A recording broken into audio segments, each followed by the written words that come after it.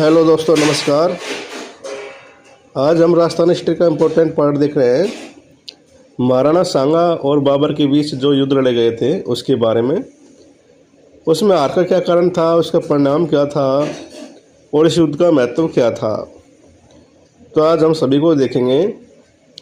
तो जो बयाना का युद्ध हुआ था 16 फरवरी 1527 को, इसमें महाराणा सांगा ने बाबर को हरा दिया था और यह राणा सांगा की अंतिम महान विजय थी। फिर हुआ था खानवा का युद्ध 17 मार्च 1527 में। इस युद्ध में बाबर ने महाराणा सांगा को हरा दिया था और राणा की सहायता के लिए जैसे महमूद लोधी, मारवाड़ के मालदेव राजा गंगा, सिरोही के अखेरा देवड़ा, हसन मेवाती, आमेर का राजा पृथ्वीराज, ईडर का राजा भारमल, बीरमदेव मेड़तिया, बागड़ का उदय सिंह, मेदिनी राय और बीकानेर के कंवर कल्याणमल आदि शामिल थे।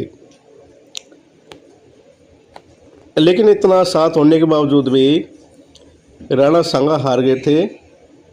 हार का क्या कारण था वो हम आपको बताएंगे। जैसे खानवा युद्ध का कारण थे दोनों की राजनीतिक महत्व का समय टकराव था।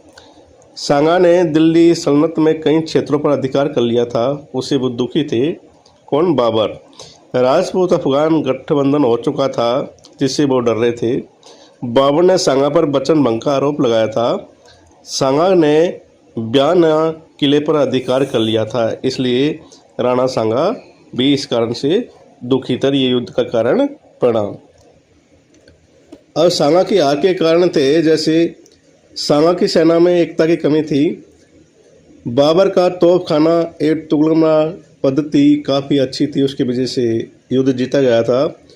बयाना के युद्ध के बाद सांगा ने बाबर को युद्ध तैयारी का पर्याप्त समय दिया था, क्योंकि जो बयाना का युद्ध हुआ था 16 फरवरी 1527 को, उसके बाद में 17 मार्च 1527 को खानवा का युद्ध हो गया था। उसे पर्याप्त समय मिल गया था और उसे हार का कारण का पता चल गया था।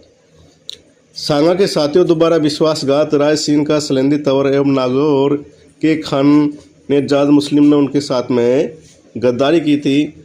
मुगल सेना ने घोड़ों का प्रयोग किया था, जबकि राजपूत सेना ने हाथियों का प्रयोग किया था। आप जानते हैं कि घोड़े हाथी में फ़र्क होता है। घोड़े की तेज़ स्पीड होती है जबकि हाथी भारी होता है। मुगल सैनिकों द्वारा हल्के हथियारों का प्रयोग किया गया था, इसलिए वो आसानी से युद्ध जीत गए।